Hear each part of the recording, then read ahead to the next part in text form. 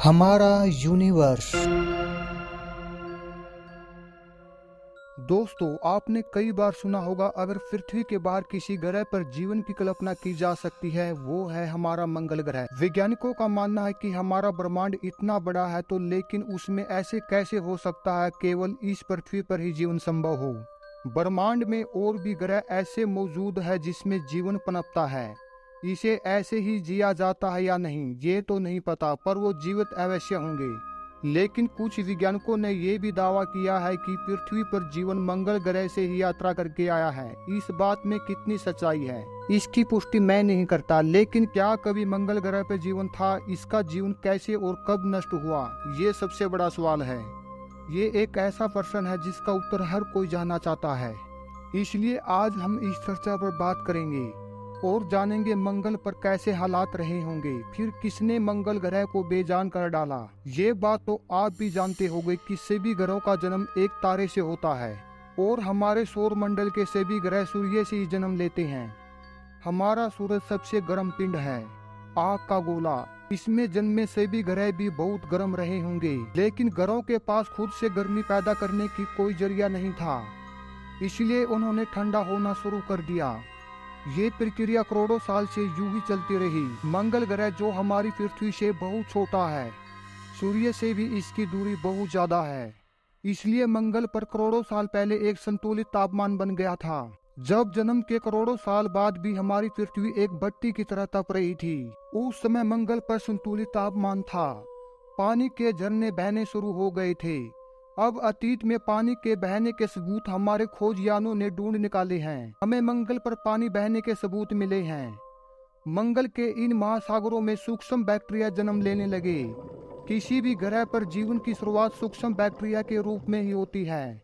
Bacteria से बड़े जीव होने में एक लंबा प्रोसेस तय करना होता है, एक लंबी यात्रा से गुजरना होता है।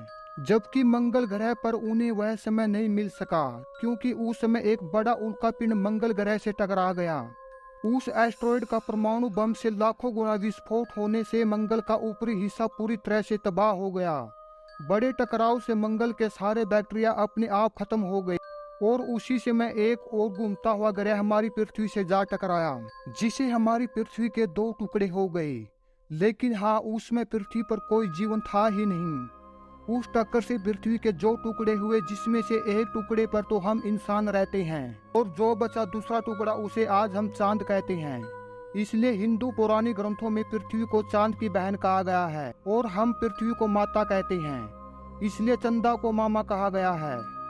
पृथ्वी की उस ग्रह से हुई टक्कर अच्छा संयोग था, क्योंकि उसे भविष्य में पृथ्वी पर जन्म जीने लायक परिस्थितियां बनने वाली थी। उस टक्कर के संयोग से कुछ सालों बाद आदर्श तापमान से बैक्टीरिया का जन्म हुआ, जो सूर्य की गर्मी को सहन कर सकते थे। उस अनोखी घटनाक्रम के जरिए बैक्टीरिया जीवन के लिए एक बेहतरीन पदार्थ का निर्माण करने में लगे और जब सूरज की घातक अल्ट्रावायलेट किरणें ऑक्सीजन के अणुओं पर गिरी तो ऑक्सीजन के दोनों परमाणुओं ने अलग होकर ओजोन परत का निर्माण किया और पृथ्वी के चारों ओर ओजोन की मोटी परत बन गई, जो सूर्य से निकलने वाली घातक किरणों को सोखने का काम करने लगी। आज पृथ्वी का वातावरण काफी हद तक अनुकूल हो चुका था और यहाँ के समुद्री जीवों ने पानी से बाहर निकलकर धरती पर रहना शुरू कर दिया था। उस समय मंगल पर जन्मे आधे अधूरे जन्म से हमारी पृथ्वी काफी आगे निकल चुकी थी। अब पृथ्वी पर डायनासोरों ने डेरा डाल लिया था, जिन्होंने 16 करोड़ साल तक हमारे ग्रह पृथ्वी पर राज किया। लेकिन यहाँ लंबे सालों तक राज करना भी संभव नहीं था, जिसके एक उल्कापिंड के गिरने से पृथ्वी से विशालकाय डायनासोरों का अंत हो गया। आसमान से आग की बारिश होने से फिर से हमारी पृथ्वी पूरी तरह से तबाह हो चुकी थी। आज से 6 करोड़ साल पहले धरती पर नरक जैसा मंजर दिखाई दे रहा था, लेकिन ये घटना हमारे लिए एक वरदान साबित होने वाली थी, क्योंकि अगर डायनासोरों का अंत ना होता तो आज हम यहाँ ना होते। उनके अंत के बाद ही स्तनधारी जीवों की प्रजातियों को आगे बढ़ने का मौका मिला। पीढ़ी दर पीढ़ी उन्होंने कई तरह के आनुवंशिक बदलाव देखने को मिले। इसी बदलाव के चलते इंसान जैसी प्रजाति का जन्म हुआ।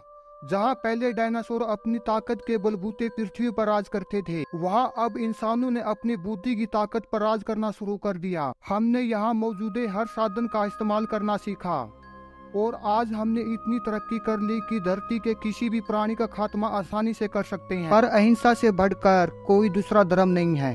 दोस्तों, ये तो आप मानते ही होंगे, जीवन की संरचना आसान नहीं है, क्योंकि जीवन केवल ऐसे घरों पर पनपता है जहाँ की परिस्थितियाँ अनुकूल हो और वहाँ तापमान इतना अनुकूल हो जहाँ जल तरल अवस्था में रह सके, जहाँ हमारे चांद जैसा दूसरा उपग्रह भी हो जो अपने ग्रह को एकदम स्थिर रखे, जहाँ ओजोन लेयर हो जो सूरज की हानिकारक किरणों से बचाए रखे, और जिस ग्रह की अपनी चुंबकीय शक्ति हो जिसे चारों ओर तूफान से जीवन सुरक्षित रह सके। दोस्तों, आज इतना ही, फिर मिलते हैं मेरी मजेदार अगली वीडियो में। तब तक चैनल को लाइक, शेयर एंड सब्सक्राइब जरूर करें।